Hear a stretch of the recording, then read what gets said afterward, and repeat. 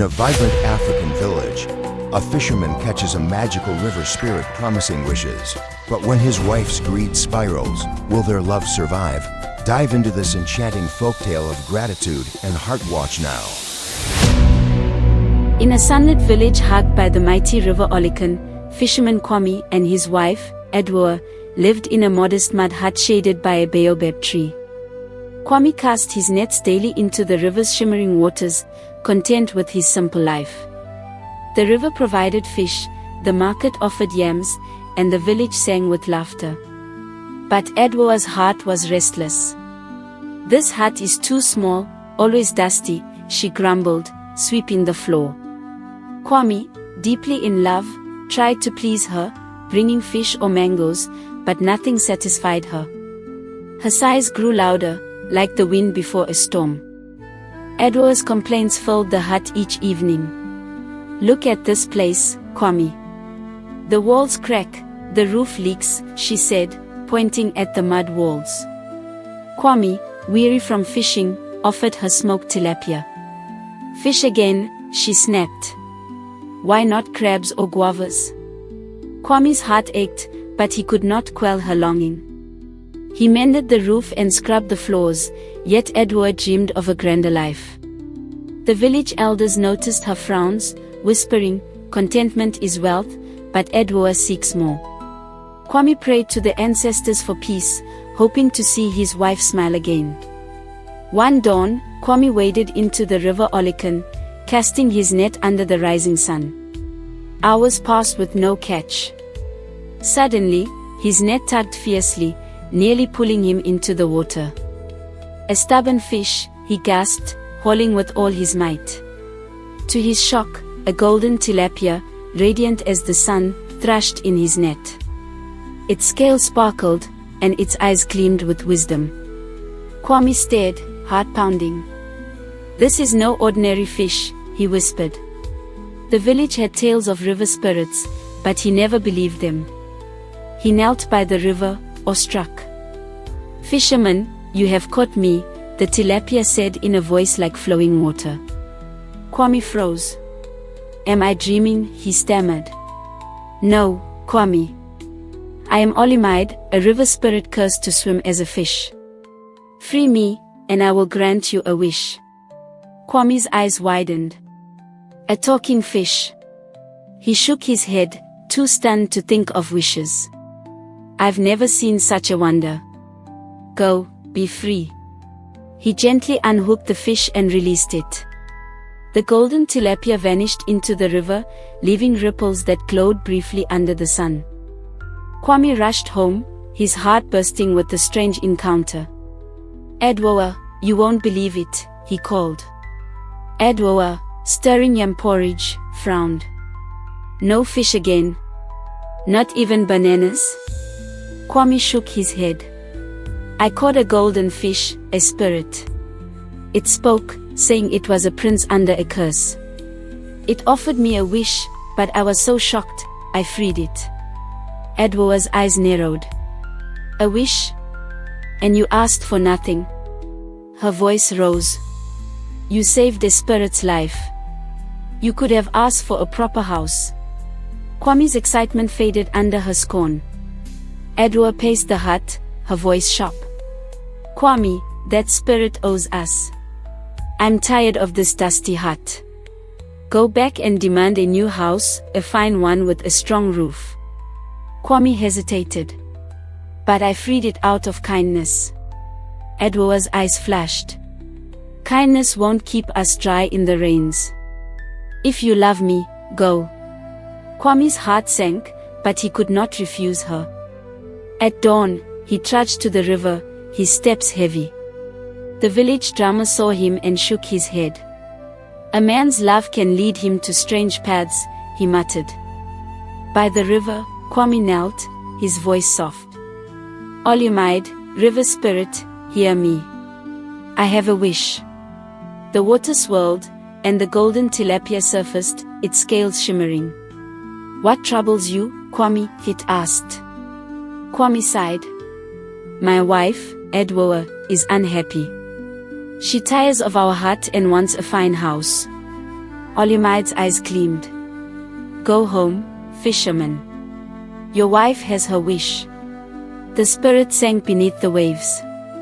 Kwame's heart lifted, though doubt lingered. He hurried back, hoping Adwoa's smile would greet him. The river whispered behind him, as if warning of storms ahead. Kwame reached the village and gasped. Where their mud hut stood, a grand house rose, its walls painted bright, its roof thatched with fresh palm. Adwoa stood at the door, clapping. Kwame, look. No more dust, no leaks. Inside, polished stools and woven mats gleamed. The neighbors gathered, marveling. The ancestors have blessed you, they said. Kwame smiled. Now, my love, are we happy? Edoa nodded, but her eyes flickered with new thoughts. That night, as crickets sang, she lay awake, her mind spinning with dreams far grander than a house. By morning, Adwoa's joy faded. At breakfast, she pushed her yam aside. This house is fine, Kwame, but it's small. I want a palace, to be a queen. Kwame choked on his tea. A palace?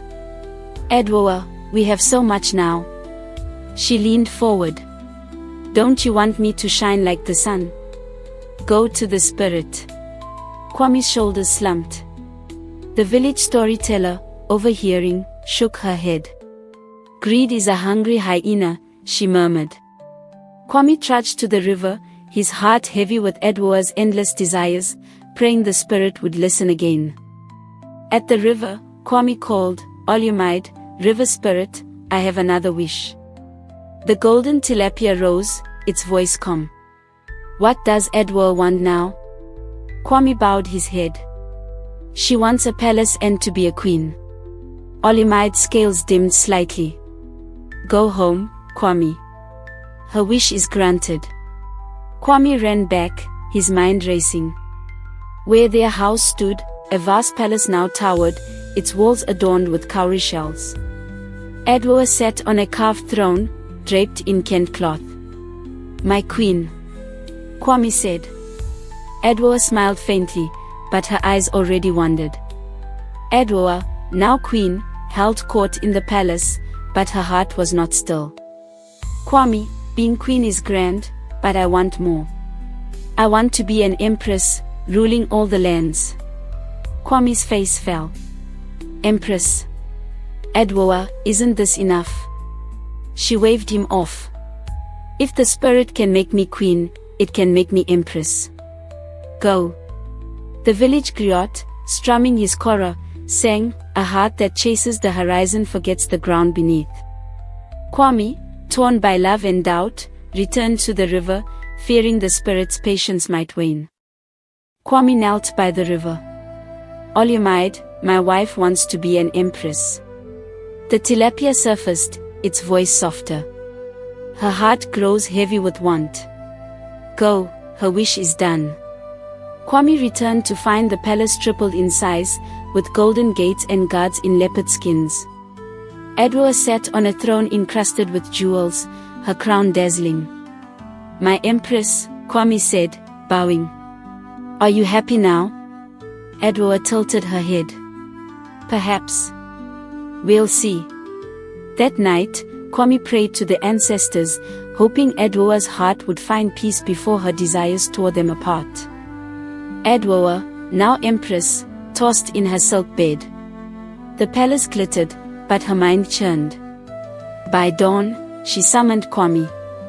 This throne is mighty, but I want more.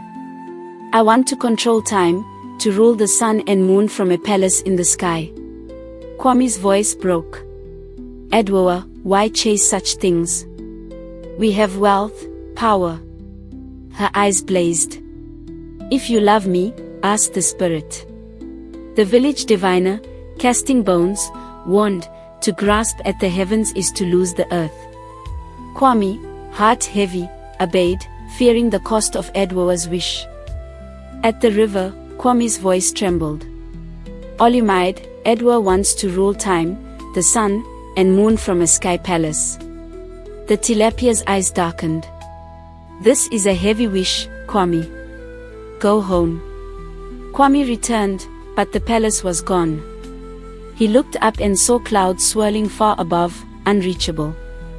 "Adwoa," he cried, but she was beyond his reach, ruling time in a distant realm. The village wept for Kwame, alone by his old hut's ruins. The river's song grew mournful, as if grieving the woman who wanted too much. Kwame stumbled to the river, tears falling. "Olumide, where is my wife?" The tilapia rose, its voice gentle.